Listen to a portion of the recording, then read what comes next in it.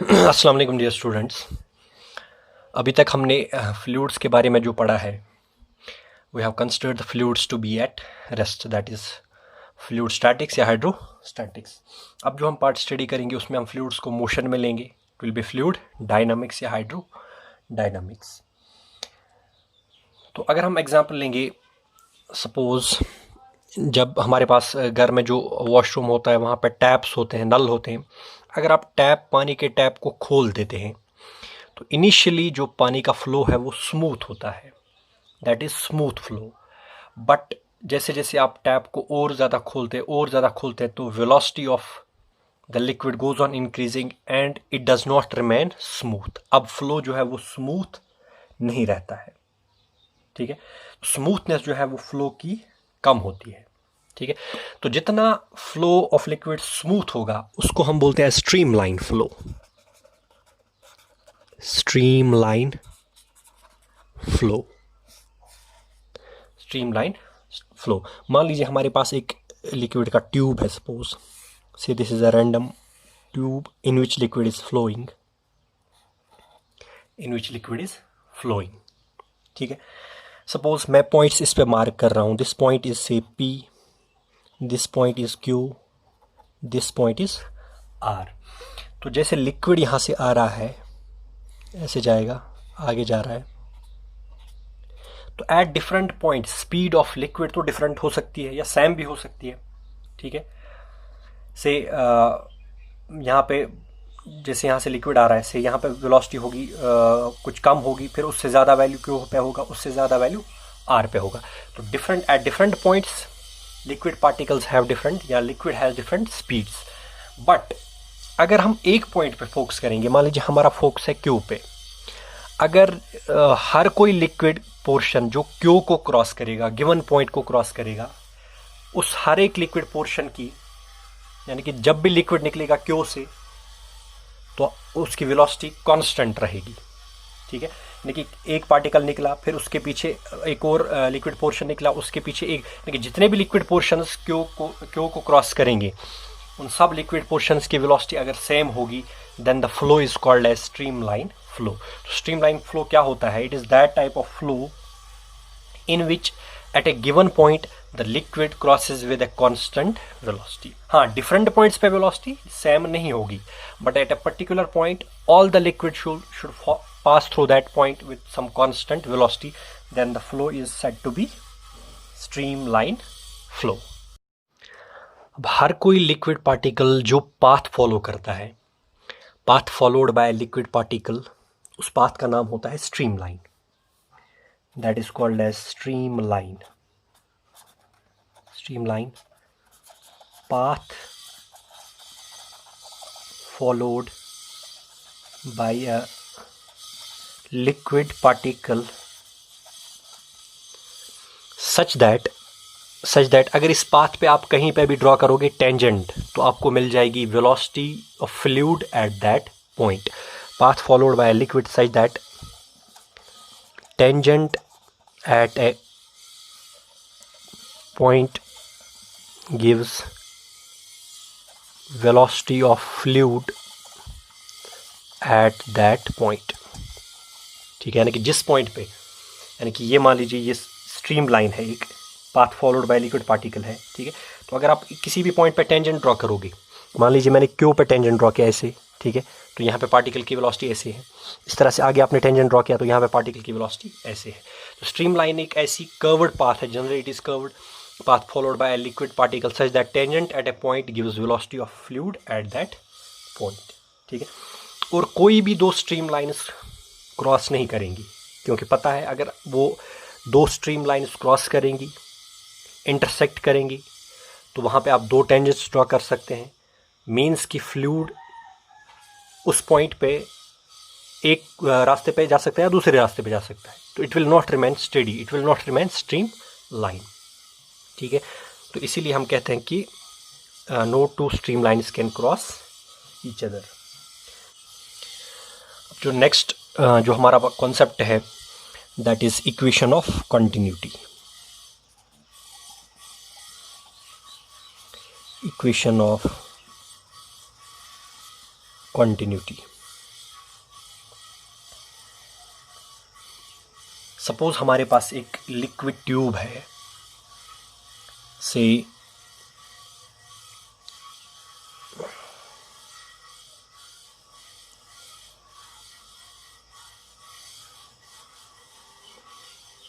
This is a liquid tube, और इस पे हम ये दिस सिलेंड्रिकल ट्यूब, ये ट्यूब, इसमें लिक्विड फ्लो हो रहा है, इस पे हम डिफरेंट पॉइंट्स मार्क कर रहे हैं। से this is point P, this is point Q and this is point R। इसमें लिक्विड फ्लो हो रहा है in terms of stream lines, ठीक है।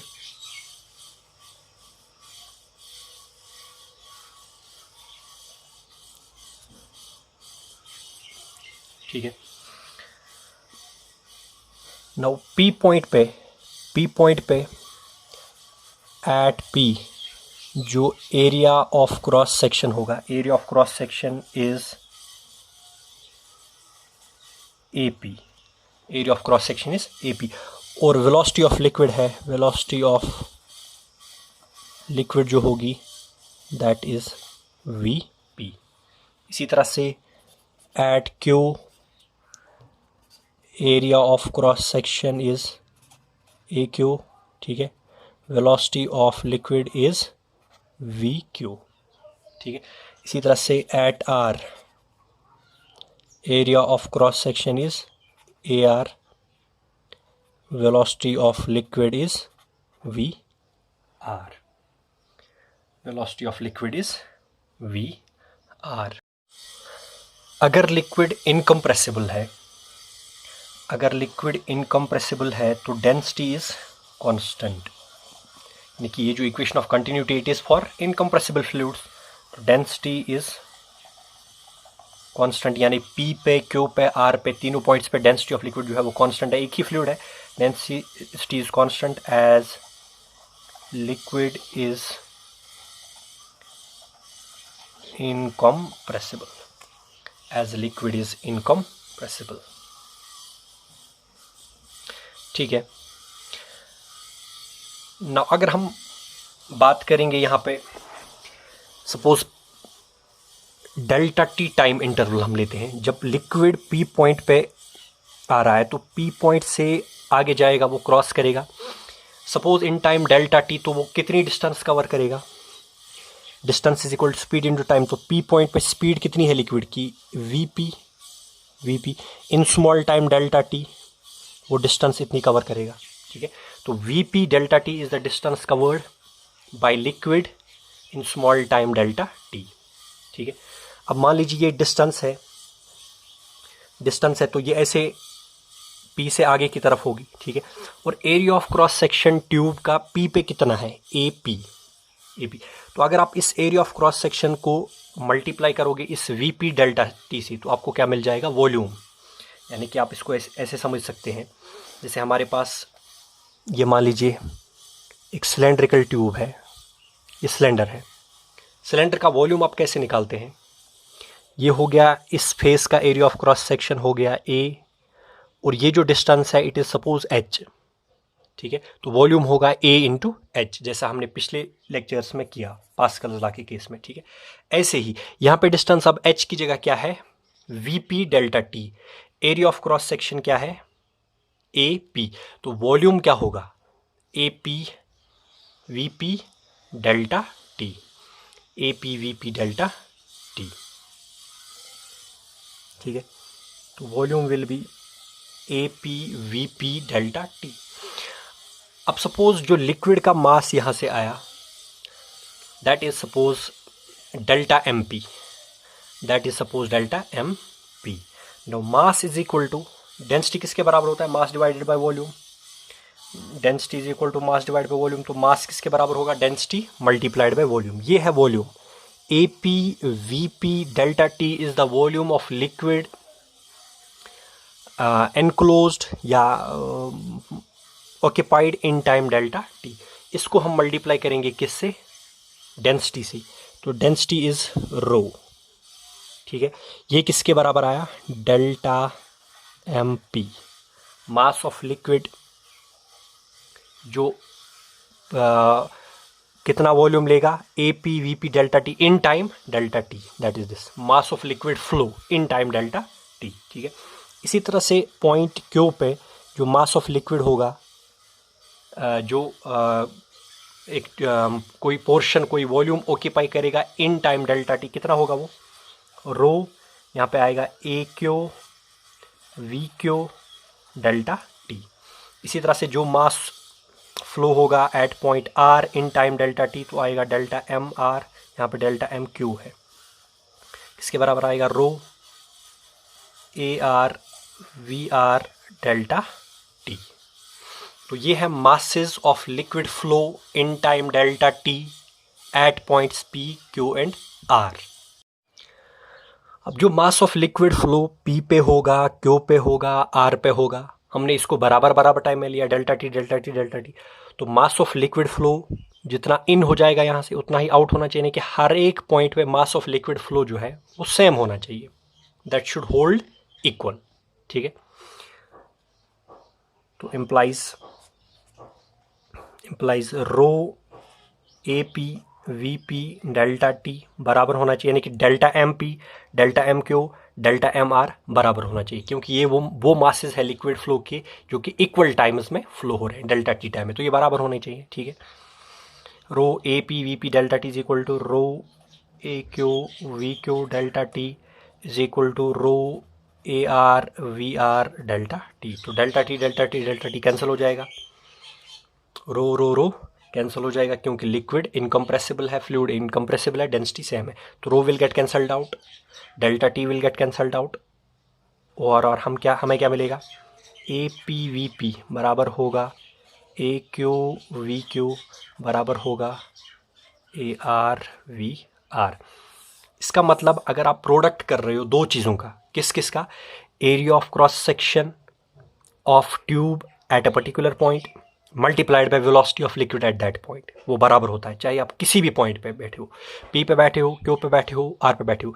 एरिया ऑफ क्रॉस सेक्शन का प्रोडक्ट अगर आप निकाल रहे हैं velocity of liquid at that point के साथ, तो वो कांस्टेंट आएगा। कहने का मतलब ये है कि area into velocity, area of cross section into velocity is always equal to constant, is always equal to constant. या मैं ऐसे भी लिख सकता हूँ, area is inversely proportional to velocity, या ऐसे भी लिख सकते हैं velocity is inversely proportional to area of cross section. तो जहाँ पे ट्यूब नैरो होगा, वहाँ पे एरिया ऑफ क्रॉस सेक्शन कम होगा। अगर एरिया ऑफ क्रॉस सेक्शन कम होगा तो लिक्विड की वेलोसिटी ज़्यादा होगी, तो हाई वेलोसिटी से वहाँ पे लिक्विड फ्लो होगा जहाँ पे ट्यूब नैरो होगा। तो यहाँ पे देखिए आप, आर पॉइंट पे ट्यूब नैरो है, तो आर पॉइंट से जो वेलोसिटी ऑफ लिक्विड होगी वो ज़्यादा होगी। क्यू पॉइंट पे ट्यूब वाइडर है, तो एरिया ऑफ क्रॉस सेक्शन ज़्यादा है, इसलिए वेलोसिटी ऑफ फ्लो क्या होगी, कम, ठीक है। तो narrower the tube faster the flow, wider the tube and smoother और स्लोअर द फ्लो। इसी इक्वेशन को हम नाम देते हैं एज इक्वेशन ऑफ कंटिन्यूटी। तो इक्वेशन ऑफ कंटिन्यूटी क्या स्टेट करती है, it states that in A streamline flow of incompressible fluid, the product of area of cross section of tube with velocity at any point of time, at any point during flow is a constant quantity. ये जो product AV है, जो AV product है, इसको हम volume flux भी बोलते हैं, या इसको हम फ्लो रेट भी बोलते हैं, फ्लो रेट। तो हम इक्वेशन ऑफ कंटिन्यूटी को ऐसे भी स्टेट कर सकते हैं कि जो फ्लो रेट है या वॉल्यूम फ्लक्स है स्ट्रीमलाइन फ्लो ऑफ लिक्विड में, और लिक्विड क्या होना चाहिए, इनकम्प्रेसिबल, तो जो फ्लो रेट होगा या वॉल्यूम फ्लक्स होगा दैट इज कांस्टेंट।